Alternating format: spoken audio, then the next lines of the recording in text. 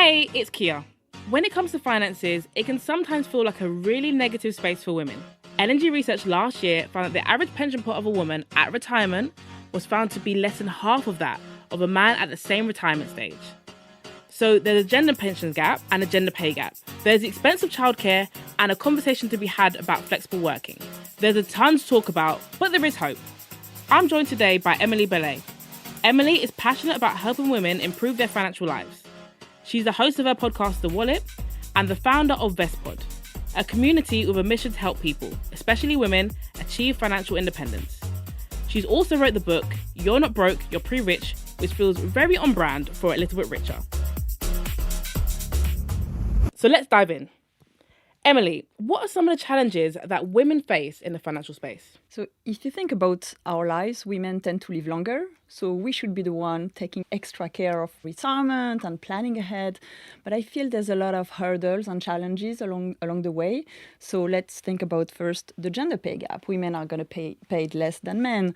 Then we tend to have a working life that's not as linear. So we may take breaks because we take care of our children, but it's also taking care of elderly parents, taking care of families, of communities. Women are still the primary carers. So taking time off means less money being saved for the short term, but also for the long term. And also women tend to invest less than men. So because they're not taking this extra risk with their money, they're not necessarily getting this extra reward and building pension pots over the long term. So there's this motherhood penalty, good daughter penalty. I hate having all these penalties on women's life, but it's really important to think about the long term. Another statistics is that 34% of women say that their financial situation keep them up at night. So I think because we didn't necessarily have these conversations about money, don't have the education, and this is men and women. We never received any financial education. There's also lack of confidence when it comes to finances. So even if women are really good savers, they're not actually always investing for the long term and putting money into their retirement. When you look at pension pots, women will have pension pots that are half the size of men at retirement, and this comes from habits that will come from much earlier in their working lives. I mean, as a woman myself, I can definitely attest to the things that you said, right?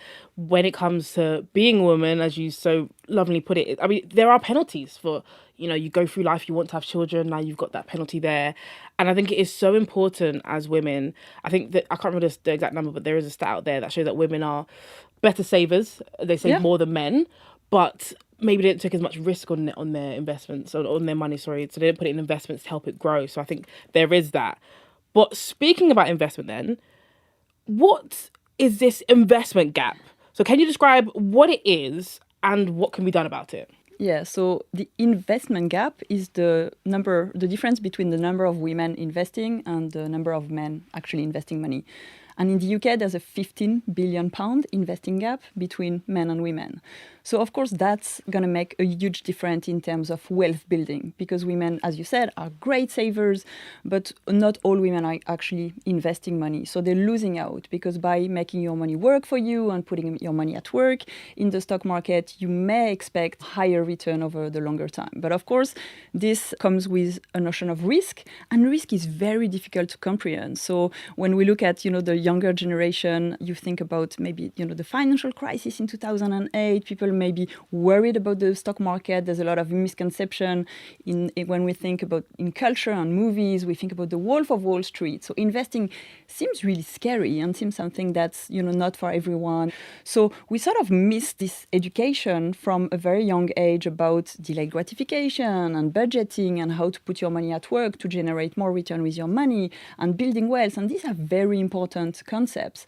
But if you don't start, then you may not have the confidence. You may feel a bit worried about asking for help, knowing where to go when you need financial advice. There's also a financial advice gap in the UK to add to our gaps, where most people are not going to have access to a financial advisor, maybe because they don't have enough money. So there's a lot of responsibility and personal responsibility to get started managing your money and investing your money, because this is going to be really important to build financial security and financial independence. It's not about having more money. It's about having more money to be able to achieve your goals, to live the life you want. So I feel this investing piece is really where I want to help women to just get started on a very small scale. Now there's a lot of platforms on the market where you can invest your spare change. You can start investing with £50 a month. So it's getting started into this habit and trying to understand risk and see risk not necessarily as something that is bad, but risk more as an opportunity. And when you invest in the stock market, and if you have a pension, your money is invested. So most people don't actually know that. Through your workplace pension, you're contributing towards your future, but your money is going to be invested in a collection of different companies.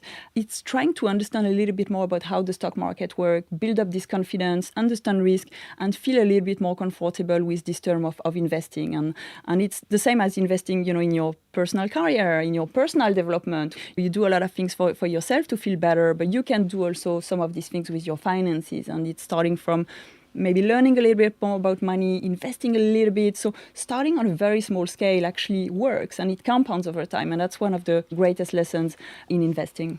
Absolutely. I think, like you mentioned, when it comes to investing, you mentioned the Wolf of Wall Street, when you think about investing, you think about men on the trading floor doing all this. It feels so far away from what you could do, especially as a woman.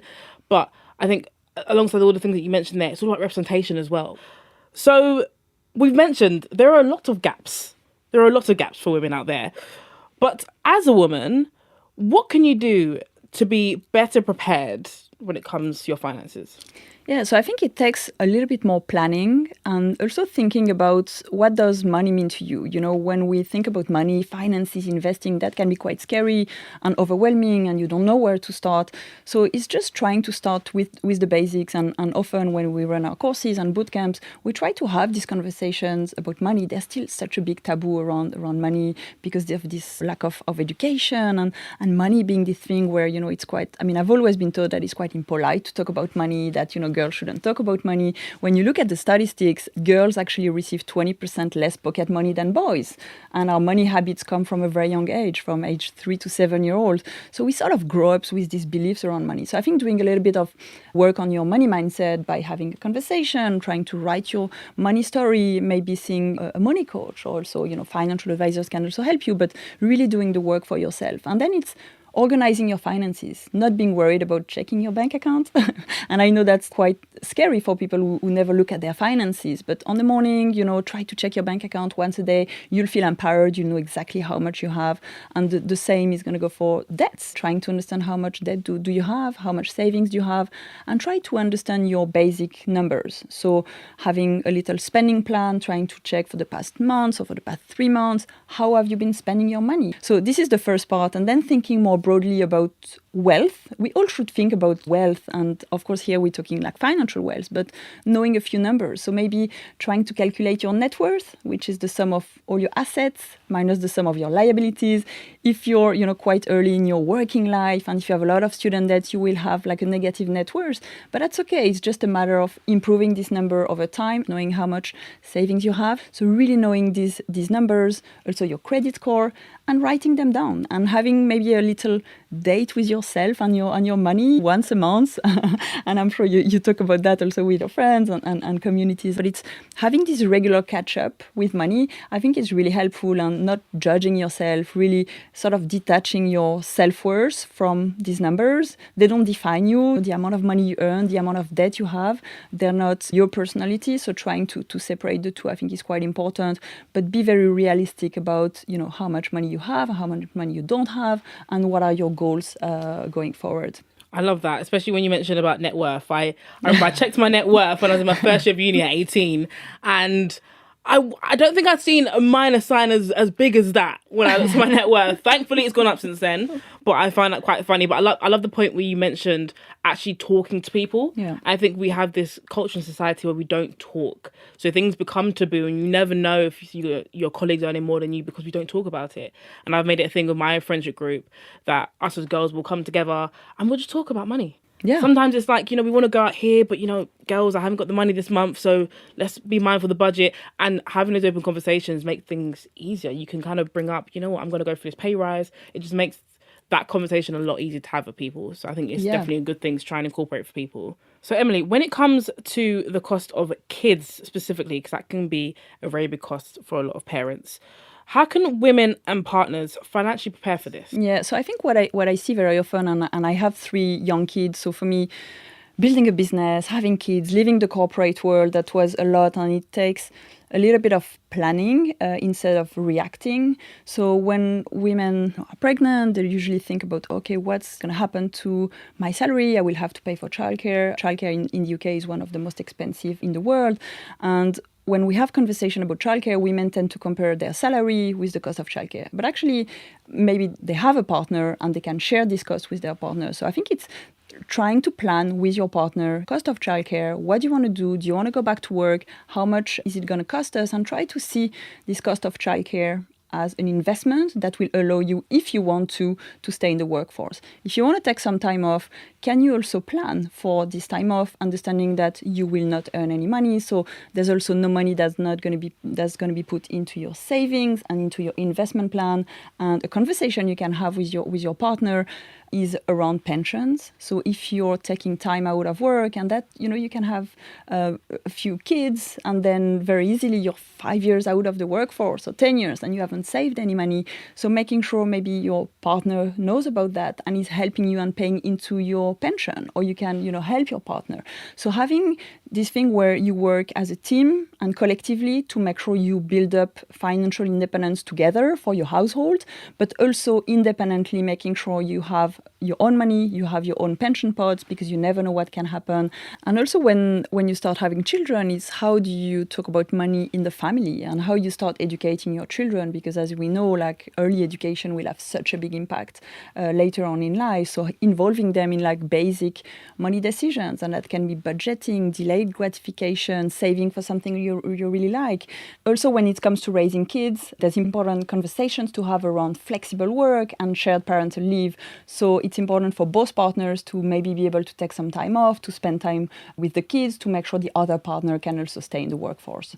And the last thing is for parents, for young parents, when you have children, you should apply and potentially claim for child benefits. So if you're out of the workforce, you may not be entitled to actually receive a payment, but you can check that on HMRC's, on the government website.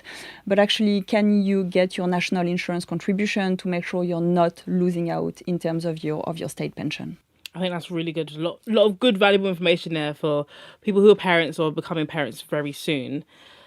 Emilie, I want to end with the same question that I ask every single week. What 3 tips can you give to help people get a little bit richer? So my first tip is about money mindset. Really try to understand what does money mean to you, what you can do for your finances, because we may have so many limiting beliefs around money. The second one is around investing. Start investing even on a small scale. And if you have a pension, check your pension, make sure you're contributing. If you don't have a pension yet, it's maybe the time to start figuring out how you can save for your older self and try to connect with your future self. And my third tip is learn more about money, become more financially confident. You can start again on a very small scale with maybe books, video, courses, podcasts like this one, and slowly learn the tips, find some guidance, and become more financially confident. Emilie, thank you so much. You have shared so much useful information for all of our listeners, and hopefully this can be the starting point to close that gap that we see with women to become more empowered with their finances. So thank you so much for coming on. Next week, I'll be chatting with digital nomad Claire Rhodes. Make sure to catch the episode to hear all about the exciting prospect of travelling while managing work in the UK. In the meantime, follow the podcast, leave us a review and tell a mate. See you next week.